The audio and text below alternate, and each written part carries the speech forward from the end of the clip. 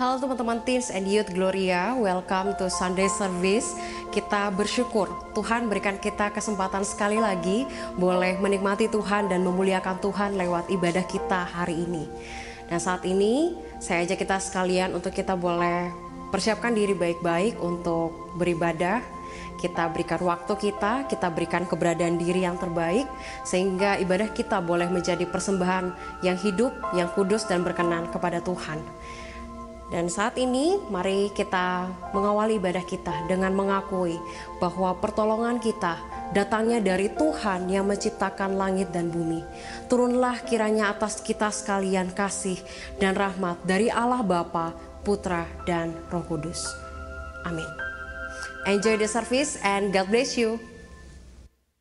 Shalom teman-teman. Pada hari ini tiba saatnya kita kembali datang ke hadirat-Nya, menyembah namanya, meninggikan namanya. Mari kita persiapkan hati kita pujikan Bless the Lord, oh my soul.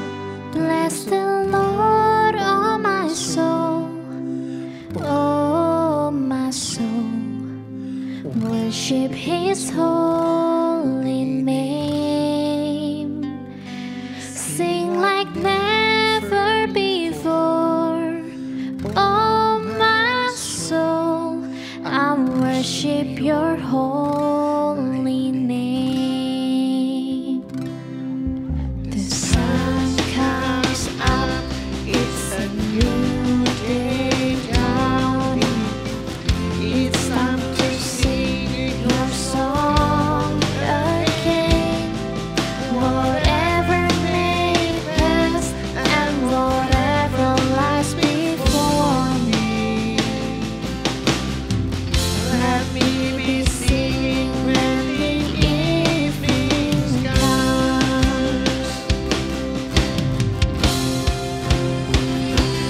Bless the Lord, oh my soul.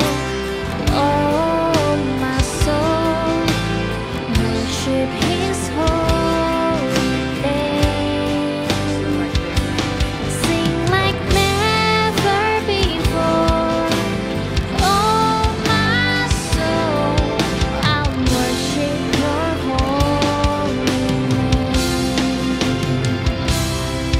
You're rich in love and you're slow to anger. Your name is great and your heart is kind. For all your goodness, I will keep on singing. 10,000 reasons for my heart to find.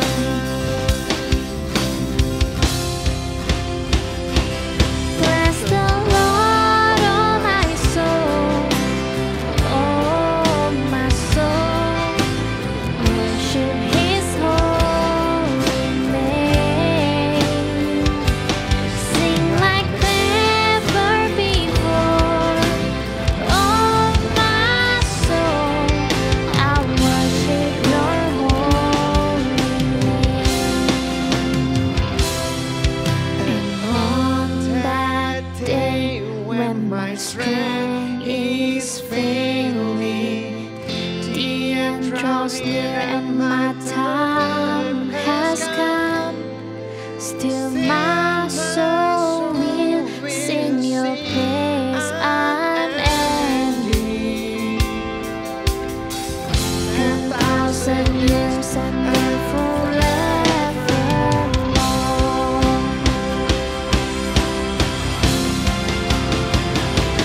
Bless the Lord, oh my soul. Oh my soul.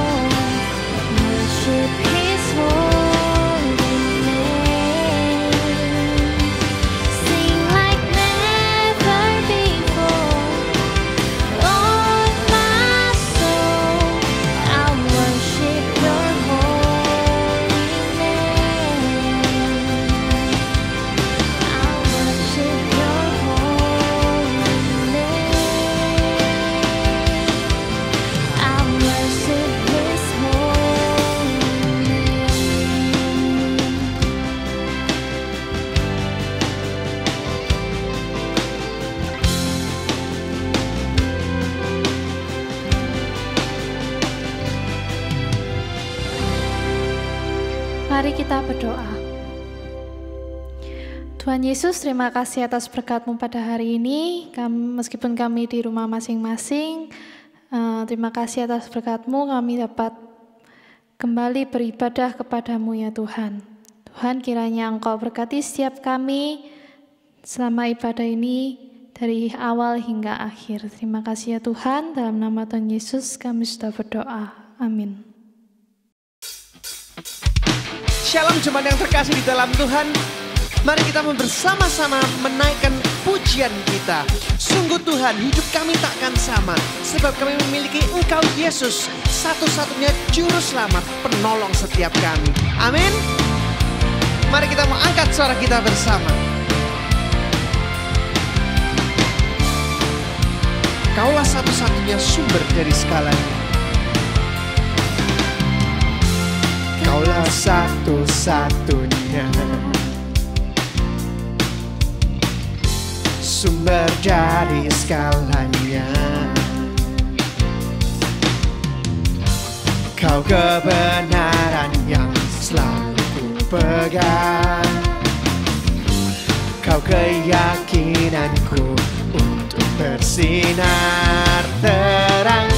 Yesus Tuhanku yang berkuasa atasku, hidupku takkan sama. Ku tahu sungguh anugerah-Mu bagiku, hidupku takkan sama.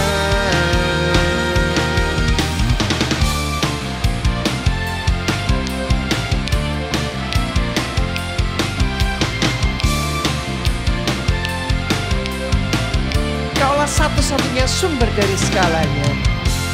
Kaulah satu-satunya sumber dari segalanya. Engkaulah kebenaran yang selalu kami pegang Tuhan, yang selalu ku pegang. Biarlah keyakinan kami tidak goyah Tuhan, hanya kepadamu Yesus juru selamat kami. Yesus Tuhanku yang berkuasa atasku, hidupku takkan sama. Ku tahu sungguh anugerah-Mu bagiku, hidupku takkan sama.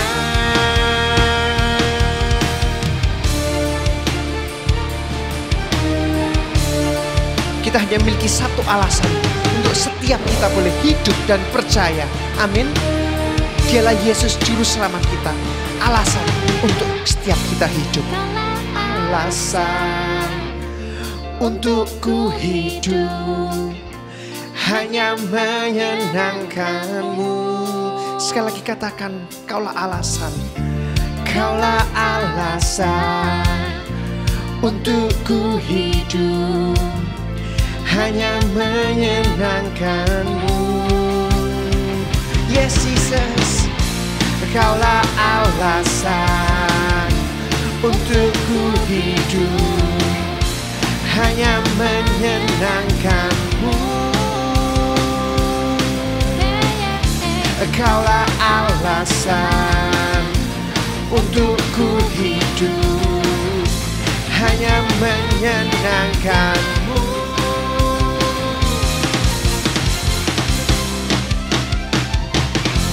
Yesus Tuhanku yang berkuasa atasku, hidupku takkan sama.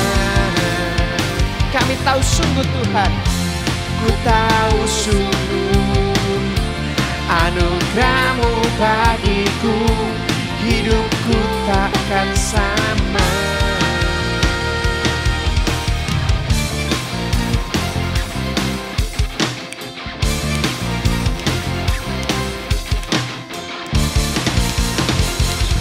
Amin saudara, hidup kita tidak akan sama ketika kita berjalan bersama dengan Tuhan.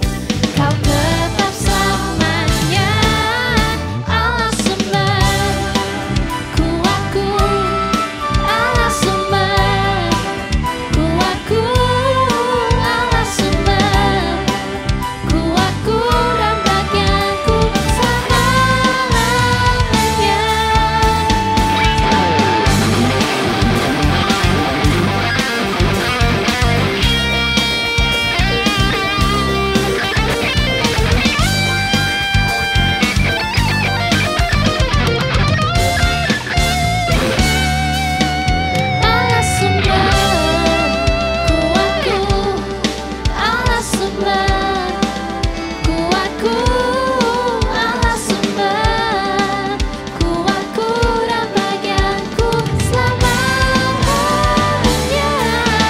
Allah sumber kuatku, Allah sumber kuatku, Allah sumber kuatku dan bagianku selamanya, selamanya.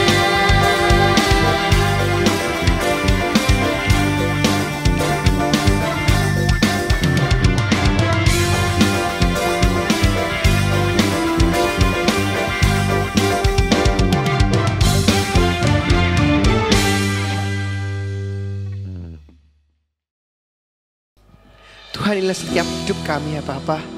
Kami mau mendengarkan firman Engkau yang membukakan hati dan pikiran kami. Biarlah Tuhan segala cita-cita dan masa depan kami serahkan kepadamu. Tuhan, inilah hidupku,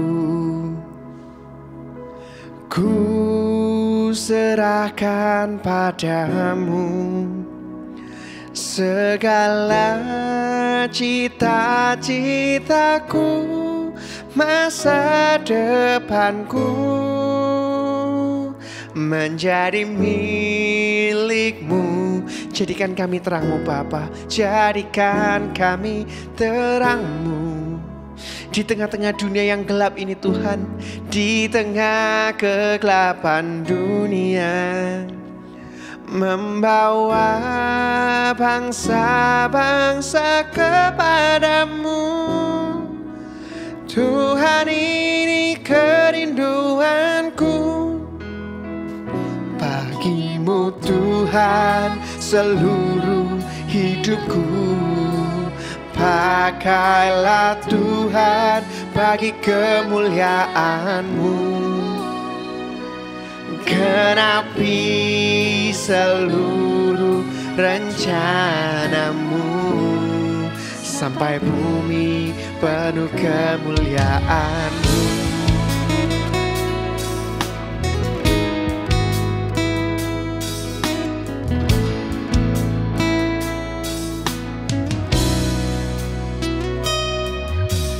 Tuhan, inilah hidupku, ku serahkan padamu. Segala cita-citaku, masa depanku ada di dalam tangan-Mu Yesus. Milikmu, jadikan kami terang-Mu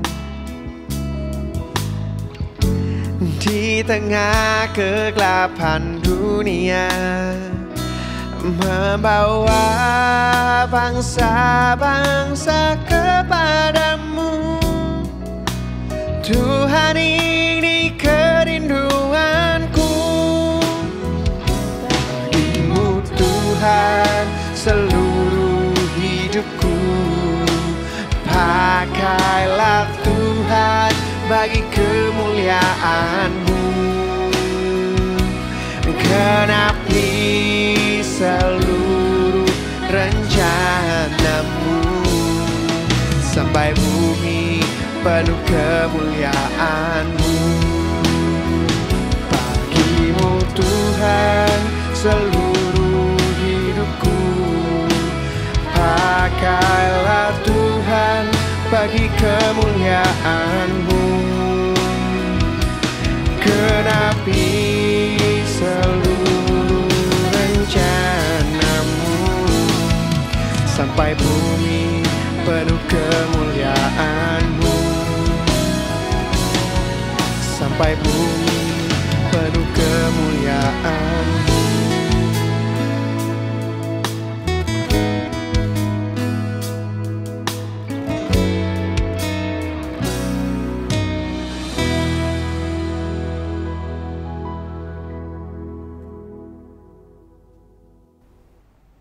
Shalom semua, senang sekali saya diberi kesempatan untuk membawakan firman buat teman-teman teens dan youth kali ini. Sebelum kita masuk dalam firman Tuhan, yuk kita doa ya. Tuhan, kami datang kepadamu, kami percaya Engkau Allah yang berbicara kepada kami. Tolong supaya kami bisa mengerti Engkau, bisa menikmati kebenaran firman-Mu, hidup kami boleh diluruskan, diubahkan, dikuatkan, karena Engkau baik dan mengasihi kami. Tolong hamba-Mu Tuhan yang lemah berdosa ini sehingga dapat memberitakan firman dengan jelas, sehingga Injil diberitakan dan nama-Mu dimuliakan. Terima kasih Tuhan Yesus, kami menyambut waktu ini dengan fokus dan dengan ucapan syukur. Di dalam nama Tuhan Yesus Kristus kami berdoa. Amin. Teman-teman, berapa dari kita kalau punya mimpi itu bisa menjadi kenyataan? Wah, oke, waktu kecil cita-citanya jadi pilot, hari ini sekolah pilot gitu misalnya. Waktu kecil mimpi saya itu jadi penulis. Dan hari ini jelas saya jadi pendeta gitu kan ya. Yang menarik, mimpi kakek nenek saya itu adalah saya jadi pendeta.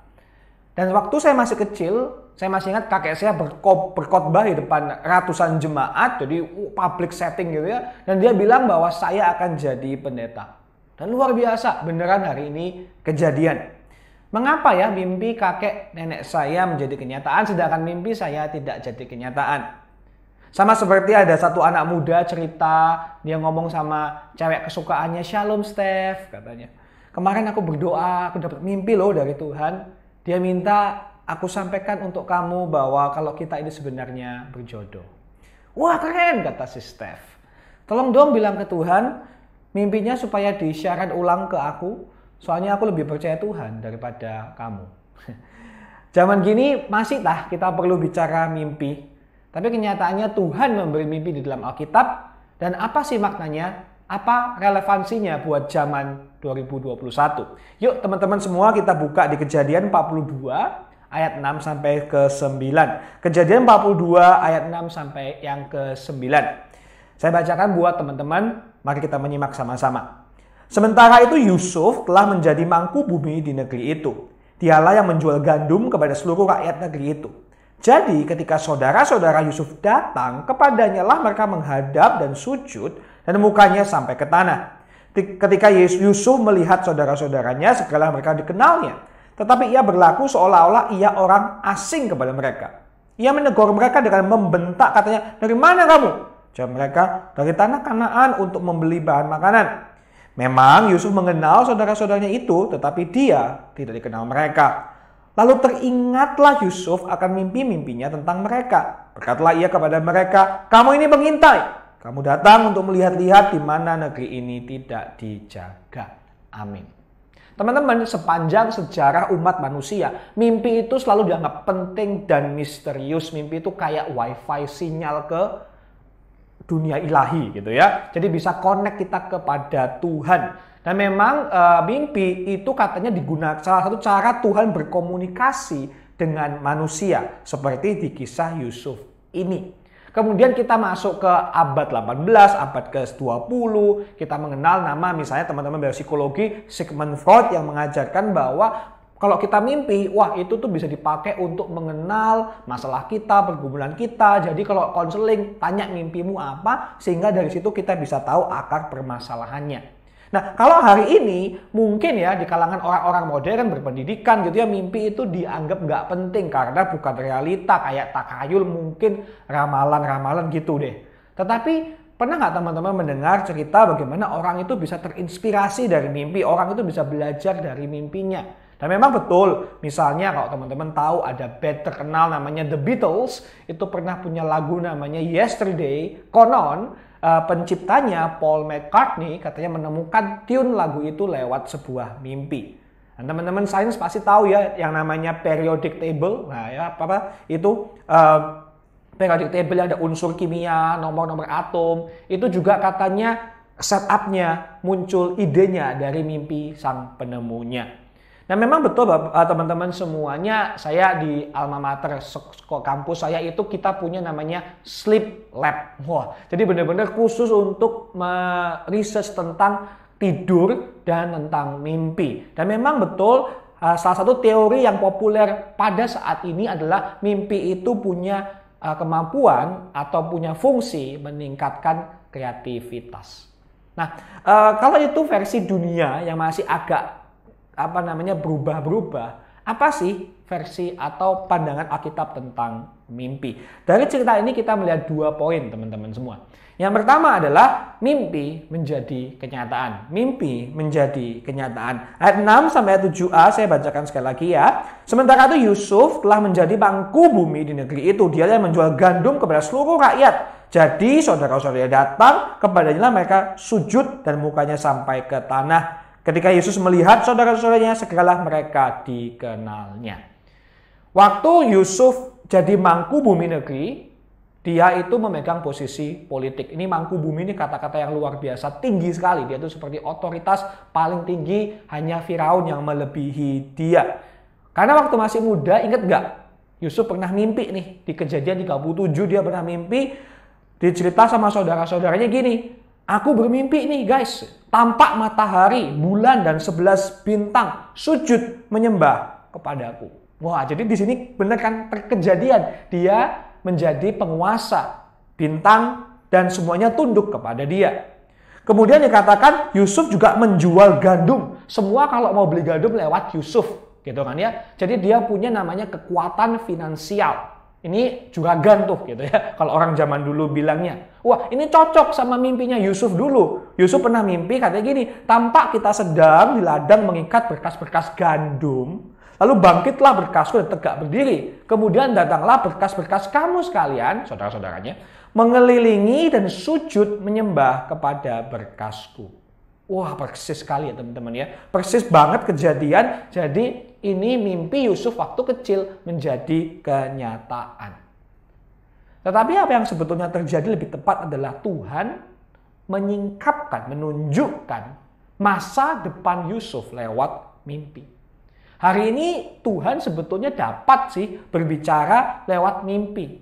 Bahkan memberikan kemampuan untuk menerangkan arti mimpi. Tetapi teman-teman semuanya, cara bicara lewat mimpi ini jarang. Dan kalau ada pun kita perlu waspadai bersama, ya. Karena misalnya kalau di Perjanjian Lama hanya ada 2 tokoh yang bisa menerangkan mimpi, yaitu Yusuf di sini dan satunya adalah Daniel. Di Perjanjian Baru mimpi punya peran yang jarang, khusus, yaitu pada waktu kelahiran Tuhan Yesus, ya kan? Maria menerima mimpi, Yusuf menerima mimpi, orang Majus semua dapat mimpi. Tetapi jadi kita melihat mimpi punya fungsi positif. Tapi teman-teman ingat, di saat yang bersamaan mimpi itu nggak boleh ditelan bulat-bulat, diterima mentah-mentah tanpa filter. Misalnya ya, di Ulangan 13 ini dikatakan, Ulangan 13 ayat 1-3, Tuhan mengingatkan kita, apabila di tengah-tengahmu muncul seorang nabi, seorang pemimpi, dan ia memberitahukan kepadamu suatu tanda atau mujizat. Apabila tanda atau mujizat yang dinyatakan kepadamu itu terjadi, mimpi ada petir, beneran petir misalnya gitu ya. Dan ia membujuk, ini, mari kita mengikuti Allah lain yang tidak kau kenal. Mari kita berbakti kepadanya. Maka Tuhan bilang, jangan engkau mendengarkan perkataan nabi atau pemimpi itu. Dan teman-teman kalau melanjutkan Ulangan 13, hasil dari pemimpi yang memberitakan hal seperti itu adalah hukuman mati. Nabi Yeremia juga menubuatkan ada yang mimpi-mimpi dusta karena membawa orang untuk memuji dewa lain yaitu Baal. Nabi Zakaria juga pernah mengkritisi orang yang memberikan mimpi-mimpi hampa, memberikan hiburan palsu, padahal sebetulnya itu salah. Dengan kata lain, kita harus hati-hati dengan mimpi. Tidak semuanya bisa kita terima begitu saja. Tapi dari poin yang pertama ini, saya mau memberikan 2 aplikasi yang cepat. Yang pertama, kita bersyukur ya, kekristenan itu bukanlah agama yang Tuhan bukanlah Tuhan yang jauh dari kita. Ya, Tuhan tuh nggak enak-enak di surga nonton hidup kita tanpa intervensi, begitu.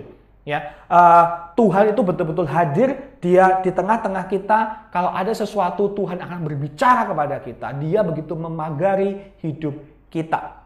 Maka kalau saya boleh sedikit mengurai kata-kata, saya katakan demikian, tidak ada waktu di mana Allah tidak terlibat dalam kehidupan kita.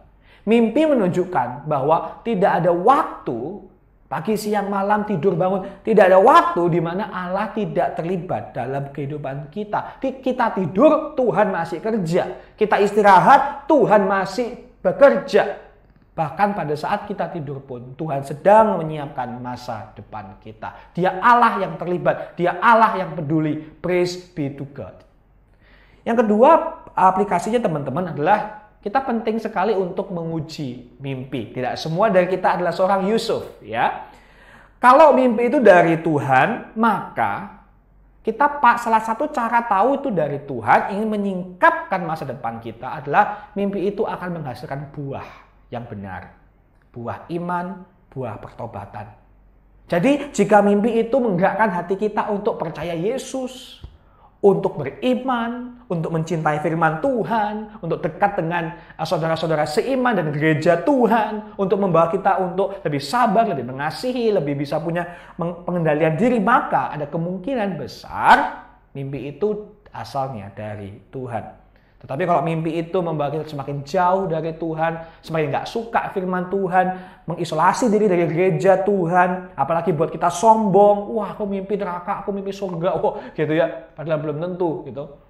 Maka mungkin belum tentu itu dari Tuhan, bisa jadi dari sumber yang lain. Nah teman-teman, ayo kita lanjutkan ya, apa yang terjadi di kisah Yusuf ini. Dan yang ketujuh, kita melihat Yusuf melihat saudara-saudaranya, ketemukannya mereka sujud. Yusuf kenal, tapi mereka nggak kenal, gitu kan ya. Nah, kenapa kok saudara-saudaranya nggak kenal sama Yusuf? Kok kayaknya keterlaluan banget gitu ya. Setelah beberapa tahun kan gimana pun juga masih saudaranya, mungkin karena saudaranya kebanyakan. Nah, kemungkinan mereka nggak kenal karena mereka mengira Yusuf sudah mati, gitu kan ya. Kemudian penampilan Yusuf pasti juga berbeda. Penampilan orang Yahudi sama yang tinggal di Mesir, gitu ya. Yusuf juga berbicara dengan pakai bahasa Mesir karena dikatakan di ayat 23 dia menggunakan juru bahasa. Jadi dia ngomong pakai bahasa Mesir mungkin dan juru bahasa menerjemahkan ke bahasa Ibrani.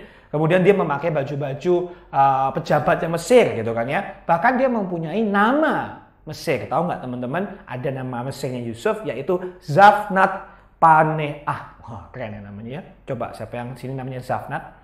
Nah, saya tahunya Zanif itu dari apa tuh game dulu ya. Tapi di sini yang menarik di ayat 7-8 teman-teman adalah kata kenal. Itu diulang-ulang, kenal.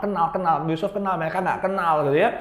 Diulangi 4 kali sehingga buat saya mengingatkan kita atau poinnya adalah sedang menerangkan Yusuf ini orang yang berhikmat gitu ya. Dia mengenal sekali apa yang terjadi sedangkan saudara-saudaranya ignorant gitu ya, nggak tahu karena nggak mendapat mimpi itu.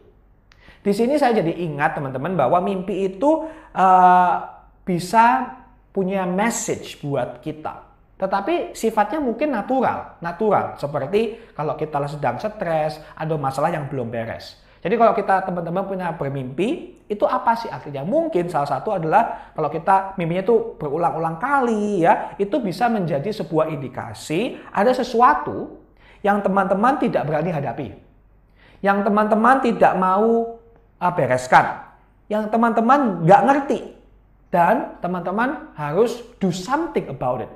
Jadi ada indikasi itu cara Tuhan berbicara, hey, ini ada masalah nih, lu mesti do something gitu. Tapi mimpi juga berarti Tuhan sedang memberikan kita itu anugerah, ya. Sama seperti misalnya kalau saya misalnya dulu suka berjalan di tepi pantai, beneran ini bukan klise, bener di tepi pantai ngeliat air gitu. Saya suka dan saya seakan-akan tuh melihat tuh pada saat saya melihat air yang indah, pantai yang keren gitu ya. Terus seakan-akan Tuhan itu berkata di hati saya, hey, ini buat kamu loh, ini buat kamu. Jangan lupa ya, I love you, aku mengasihimu. Jadi itu sesuatu yang natural yang Tuhan pakai untuk mengkomunikasikan anugerah. Mimpi juga sama, sesuatu yang natural, ya kan, bagian dari kita biologis sebagai manusia yang Tuhan pakai untuk mengkomunikasikan kepada kita anugerah dan kebaikan Tuhan. Pada saat kita perlu, tiba-tiba Tuhan menguatkan kita lewat mimpi. Pada saat kita susah, tiba-tiba ada aja yang Tuhan pakai dalam mimpi kita misalnya untuk membenarkan hidup kita. Nah, tapi gimana kalau misalnya mimpinya nggak enak gitu ya? Kalau mimpi buruk gimana? Nightmare gitu ya. Kalau mimpi bunuh orang, wah gitu. Gimana, apa yang harus saya lakukan? Apakah harus cari penafsir mimpi gitu ya? Kayaknya hari ini nggak ada ya pelayanan penafsir mimpi di gereja gitu ya. Kalau ada, saya juga pengen tahu gitu. Apakah kalau kita mimpi buruk kita harus bertobat gitu ya? Apakah kita harus minta maaf sama orang yang kita bunuh di mimpi kita gitu ya? Kalau teman-teman mengalami mimpi buruk yang sifatnya menakutkan seperti itu, pertama saya mau katakan nggak usah terlalu khawatir ya. Nggak usah terlalu khawatir karena salah satu cara otak kita bekerja adalah memproses emosi. Jadi, menurut beberapa riset yang terbaru, salah satu fungsi mimpi adalah terapi emosi. Jadi, kalau kita punya pengalaman atau peristiwa yang nggak enak pada hari itu, kita kayak nggak bisa menghadapinya, mimpi itu semacam kita dikasih relaxation gitu, supaya lebih santai. Jadi makanya kita bisa keluar mimpi-mimpi yang kurang bagus. Jadi teman-teman, pertama-tama kalau punya mimpi buruk nggak usah terlalu dipikirin ya. Tapi kalau misalnya malam-malam kebangun gitu, ketakutan atau gimana, berdoalah. Isi hatimu dengan Injil. Ini yang paling penting. Isi hatimu dengan Injil bahwa Yesus sudah mengalahkan masalah terbesar kita, yaitu dosa. Dia sudah mengalahkan ketakutan terbesar kita, yaitu maut. Nah, ada beberapa mimpi yang mungkin teman-teman bisa hiraukan, oke lah, ini nggak gitu penting. Tetapi kalau ada mimpi buruk yang mungkin saya sarankan jangan terlalu cepat disampingkan. Yaitu jika mimpi ini berkali-kali, ya, sama terus gitu ya, kemudian benar-benar secara emosi itu berat gitu loh. Mungkin teman-teman merasa sedih, merasa takut, merasa bersalah. Mungkin hal-hal seperti ini perlu diselidiki. Kemungkinan Tuhan sedang menunjukkan kalau bukan ketakutan kita atau kerinduan kita, kemauan kita. Dan apakah ini sejalan dengan firman Tuhan? Ya, apakah ini sejalan dengan firman Tuhan? Kalau kita punya mimpi yang penuh dengan dosa ya, misalnya mungkin mimpi yang nggak benar gitu ya, maka minimal tanggung jawab kita adalah jangan sampai mimpi itu menjadi realita kan gitu ya. Bisa jadi mimpi, tanda kutip, mimpi dosa itu dipakai oleh Tuhan sebagai peringatan untuk mempersiapkan kita agar kita hidup tidak seperti itu. Ya, tapi itu bisa mengungkapkan sih dosa kita, kedagingan kita gitu ya, kelemahan-kelemahan kita. Kadang-kadang Tuhan bisa pakai itu. Jadi kalau misalnya ada mimpi buruk yang berkali-kali, yang intens, ada kemungkinan itu kayak alarmnya Tuhan. Ada masalah nih yang kamu mesti hadapin, yang kamu mesti beresin, ada dosa nih, ada kedagingan nih yang kita harus serahkan kembali kepada Yesus Kristus. Poin yang kedua dan yang terakhir teman-teman, tadi kan saya bilang ada 2 poin besar ya, bahwa mimpi menjadi kenyataan, dan yang ini yang terakhir adalah mimpi menggenapi rencana Tuhan. Mimpi menggenapi rencana Tuhan yang ke-9. Lalu teringatlah Yusuf akan mimpi-mimpinya tentang mereka. Berkatalah ia kepada mereka, kamu ini pengintai, kamu datang untuk melihat-lihat di mana negeri ini tidak dijaga. Mimpi yang awalnya mencelakakan Yusuf, kan teman-teman tahu ya, begitu Yusuf tuh bangga sama mimpinya. Gara-gara itu dia kena masalah gitu kan, dimasukkan ke sumur, dijual dan lain sebagainya gitu ya. Tapi ternyata mimpi yang mencelakakan Yusuf dipakai Tuhan untuk mempromosikan Yusuf sehingga dia mampu menolong keluarganya. Dan Tuhan juga memakai Yusuf bisa menafsirkan mimpi kepada juru minuman, juru roti, sehingga dari situ dia bisa keluar dari penjara, ketemu sama Firaun. Dan dari situ, dari ketemu Firaun, dia menafsirkan 2 mimpi Firaun, dan karena itu dia jadi mangku bumi sampai hari ini. Dengan kata lain, mimpi-mimpi Yusuf, melalui mimpi Tuhan menggenapkan rencananya untuk membawa keluarga Yakub, keturunan Abraham ya, ke Mesir. Sehingga mereka selamat, mereka gak kelaparan gitu ya. Mereka bisa menjadi bangsa yang besar. Mimpi menggenapi rencana Tuhan. Nah, sekarang pertanyaannya, kalau gitu tahu dari mana sih kita mimpi itu adalah dari Tuhan? Tahu dari mana kalau yang saya dapatkan itu betul-betul suara Tuhan, masa depan saya, ada kehendak Tuhan di sini. Ada kehendak Tuhan yang Tuhan mau pakai sehingga saya bisa melihat menjadi realita. Saya rasa ada beberapa hal, meskipun ini bukan yang beberapa hal yang bisa membantu teman-teman. Pertama, tahu dari mana? Kita ingat mimpinya. Itu yang paling penting, karena berapa sering kita nggak ingat mimpi kita, ya kan? Tahu kayak samar-samar, tapi kita nggak ingat gitu loh. Jadi pertama, ingat mimpinya. Yang kedua, jelas. Mimpinya jelas. Jadi bukan samar-samar, bukan tebak-tebakan gitu ya. Bukan masalah seberapa intens, tetapi seberapa jelas. Kemudian yang ketiga adalah mimpi itu yang dari Tuhan itu akan memuliakan Kristus dan sejalan dengan firman Tuhan. Ya, semua roh itu harus diuji.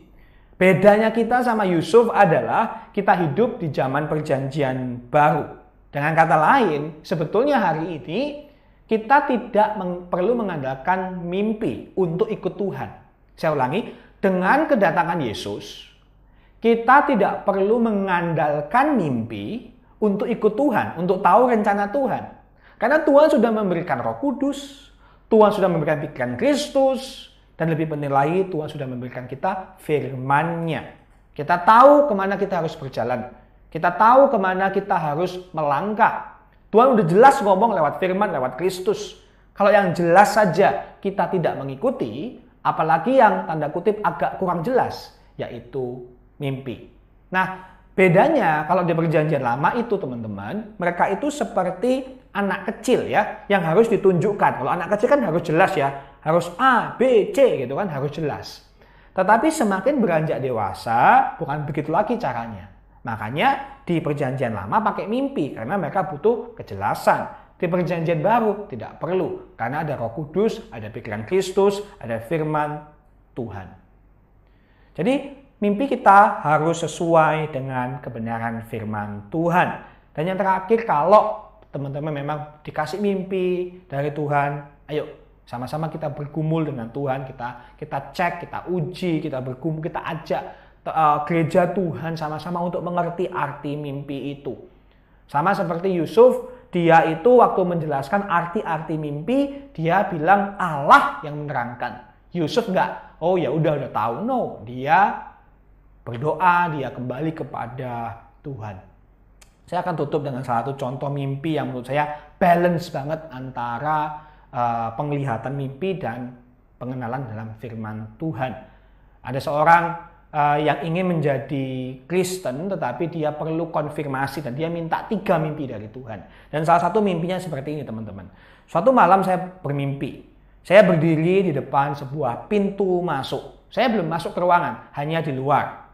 Itu pintunya seperti terbuat dari batu bata, ukurannya dari saya sekitar sekian meter, jelas ya kan, dia bisa ngomong tuh seberapa jelas. Nah, di dalam di ruangan di dalam itu saya melihat teman saya namanya David. David lagi duduk di mejanya besar. Di ruangan itu ada ratusan orang. Mereka lagi duduk, ada makanan di depan mereka, tetapi mereka belum mulai makan. Seakan-akan tuh mereka sedang menunggu pembicara atau MC atau whoever datang gitu. Jadi mereka nungguin, mereka nggak makan dulu. Kemudian saya tanya sama teman saya David, loh bukannya kita mau makan sama-sama ya? Kemudian David tanpa melihat kepada saya, dia bilang, kamu nggak pernah respon, kamu nggak pernah jawab. Langsung bangun dia, langsung bangun orang ini dan langsung katanya dia mengerti apa arti mimpi itu. Karena rumah kamar itu seperti kerajaan Allah dan dia di luar kerajaan Allah. Tuhan memberikan dia mimpi yang begitu jelas, dia merasa nggak perlu lagi pusing-pusing cari tahu. Tapi toh dia telepon temennya, si David itu, dan dia tanya, oh mimpi itu dari Alkitab. Coba kamu buka Lukas 13, ayat 23 sampai 29. Dan betul teman-teman, di situ ada cerita bagaimana orang tanya sama Yesus, gitu. Tuhan, sedikit sajakah orang yang diselamatkan? Dan dia menjawab, banyak orang akan berusaha masuk, tetapi nggak dapat. Jika tuan rumah telah bangkit dan telah menutup pintu, kamu akan berdiri di luar, mengetok-ngetok pintu sambil berkata, Tuhan, bukakanlah kami pintu. Dan Tuhan itu akan menjawab, aku nggak tahu dari mana kamu datang. Dan si pemimpi ini langsung, aku tahu sekarang pintunya masih belum ketutup. Masih ada kesempatan. Aku harus menjawab, aku harus meresponi. Dan dari situ orang itu bertobat teman-teman, dan dia dipakai Tuhan luar biasa. Ini mimpi dari Tuhan pasti. Karena membawa dia kepada Kristus. Karena penuh dengan firman Tuhan. Dan hasilnya membuahkan hasil pertobatan dan iman. Ada yang bilang sukses berawal dari cita-cita tinggi. Cita-cita yang tinggi berawal dari mimpi. Mimpi terjadi karena tidur. Maka kalau kamu ingin sukses, mari tidur. Bukan ya? Nggak semua mimpi teman-teman itu baik. Nggak semua mimpi itu benar. Bahkan saya mau berkata nggak semua mimpi itu kita bisa lakukan. Tetapi percayalah, mimpi yang terbaik berasal dari Tuhan. Mimpi yang terbaik berasal dari Tuhan. Kenapa? Karena pasti menjadi kenyataan yang kita dambakan. Menjadi kenyataan yang kita dambakan. Lebih dari yang kita duga, lebih dari yang kita pikirkan, lebih dari yang kita rasakan. Cari mimpi dari Tuhan. Andalkan firman Tuhan. Memujilah Kristus. Dan biarlah Tuhan berbicara kalau dia berbicara mimpi. Untuk memimpin kita semua. Melayani dia, mengasihi dia, dan sesama kita. Amin. Mari kita berdoa. Tuhan, terima kasih untuk firman ini. Ini bukan topik yang umum, tetapi kami percaya Allah berbicara kepada semua area kehidupan kita. Bahkan pada saat kami tidur pun, Tuhan berbicara. Kami bersyukur Tuhan, Engkau Allah yang betul-betul baik sama kami. Menjaga hidup kami pada saat kami beristirahat sekalipun Engkau ada. Tolong kami Tuhan, sehingga kami bisa dibimbing melalui mimpi kami, melalui suara-suara Tuhan dalam bentuk-bentuk lainnya, untuk tahu kehendak Tuhan dalam hidup kami. Tolong kami bisa setia kepadamu ya Bapa, mengandalkan Injil yang sudah mengalahkan semua ketakutan dan masalah terbesar kami. Sehingga kami bisa hidup selaras dengan kehendak-Mu. Terima kasih. Ya, di dalam nama Tuhan Yesus Kristus kami berdoa. Amin.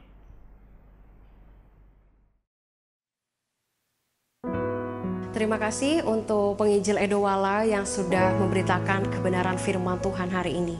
Kiranya apa yang disampaikan oleh Ko Edo itu boleh menjadi kekuatan, menjadi ingat-ingatan bagi kita sekalian untuk kita menjalani kehidupan sebagai anak Tuhan. Dan saat ini teman-teman, kita mau menaikkan doa kita kepada Tuhan. Mari kita menenangkan diri kita dan kita membawa doa-doa ini ke hadirat Tuhan.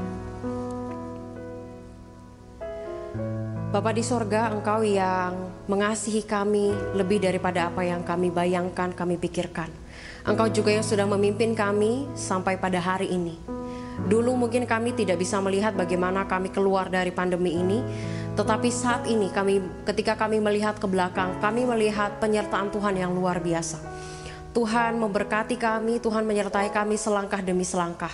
Dulunya kami tidak melihat jalan keluar, dulunya kami hopeless, kami helpless, tapi sekarang Tuhan di depan Engkau secara pribadi, kami bisa melihat, kami bisa menyatakan bahwa Engkau baik Tuhan dalam kehidupan kami.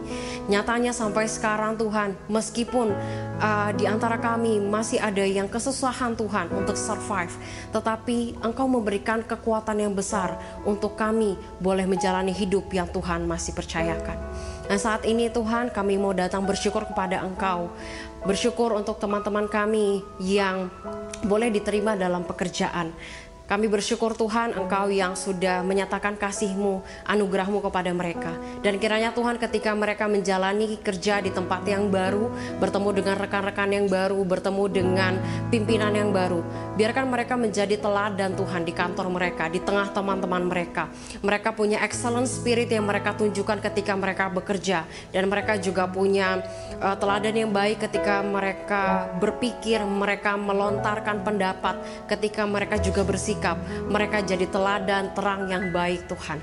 Dan kami datang berdoa juga Tuhan, menyerahkan untuk teman-teman kami yang mulai sekolah tatap muka. Kami bersyukur Tuhan, kami sedikit demi sedikit boleh semakin baik Tuhan di dalam pendidikan kami Tuhan. Kami sudah boleh masuk ke sekolah, kami juga boleh menikmati pelajaran secara langsung dari guru kami menyerahkan Tuhan, kiranya kami boleh menikmati waktu-waktu ini dan kami juga boleh beradaptasi sedikit demi sedikit. Kami boleh enjoy ketika kami di sekolah, kami ketemu dengan teman-teman kami secara langsung. Kiranya interaksi ini juga boleh semakin baik. Kami tahu Tuhan di saat-saat ini ketika kami berinteraksi dengan teman-teman kami mungkin berbeda Tuhan dari sebelumnya. Untuk itu Tuhan berikan kami daya, untuk kami bisa beradaptasi dengan baik Tuhan di konteks zaman yang semakin berubah ini. Ini doa kami Tuhan kepada Engkau, kiranya Tuhan yang memberkati kami dalam profesi kami, dalam status kami, apapun yang sedang kami jalani sekarang, Tuhan yang beserta dengan kami. Di dalam nama Tuhan Yesus kami berdoa. Amin. Teman-teman, mari dengan semua orang percaya di segala tempat dan di segala zaman, kita mengikrarkan pengakuan iman rasuli. Aku percaya kepada Allah, Bapa yang Maha Kuasa, Khalik langit dan bumi, dan kepada Yesus Kristus, anaknya yang tunggal Tuhan kita, yang dikandung dari Roh Kudus, lahir dari anak darah Maria, yang menderita sengsara di bawah pemerintahan Pontius Pilatus, disalibkan, mati dan dikuburkan, turun ke dalam kerajaan maut. Pada hari yang ketiga, bangkit pula dari antara orang mati, naik ke sorga, duduk di sebelah kanan Allah, Bapa yang Maha Kuasa. Dan dari sana ia akan datang untuk menghakimi orang yang hidup dan yang mati. Aku percaya kepada Roh Kudus, gereja yang kudus dan am, persekutuan orang kudus, pengampunan dosa, kebangkitan tubuh, dan hidup yang kekal. Amin. Untuk meresponi firman Tuhan pada hari ini, mari kita pujikan Tuhan inilah hidup.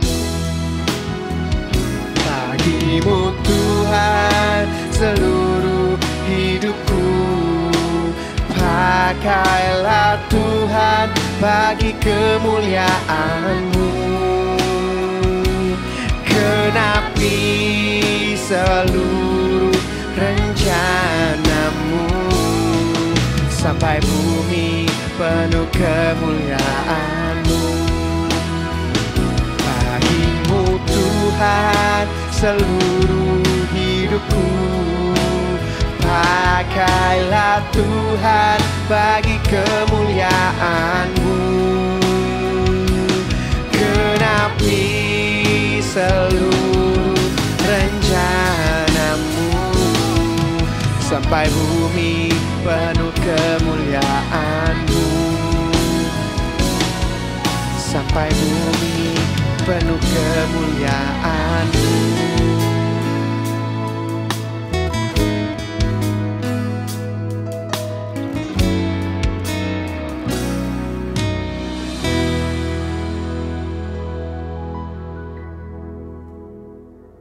Terima kasih untuk semua pelayan ibadah pada hari ini. Terima kasih teman-teman sudah menyediakan waktu, menyediakan energi, tenaga, juga mempersembahkan talenta kalian untuk melayani Tuhan dan memimpin setiap kita di dalam ibadah.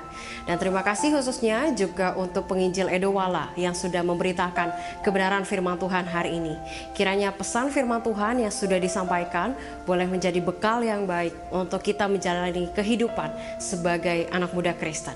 Nah, pada saat ini kita akan menutup ibadah kita dan mari kita menerima berkat dari Tuhan. Tuhan memberkati engkau dan melindungi engkau. Tuhan menyinari engkau dengan wajahnya dan memberi engkau kasih karunia. Tuhan menghadapkan wajahnya kepadamu dan memberi engkau damai sejahtera. Amin. Happy Sunday dan see you di online service berikutnya. Bye. I wanna see Jesus face to face. I want to run deep into the secret place, here in His presence. I wanna see Jesus face to face. I want to run deep into the secret place, here in His presence. I wanna see Jesus face to face, worship in His holiness, feel less of me and more of Him. Yeah.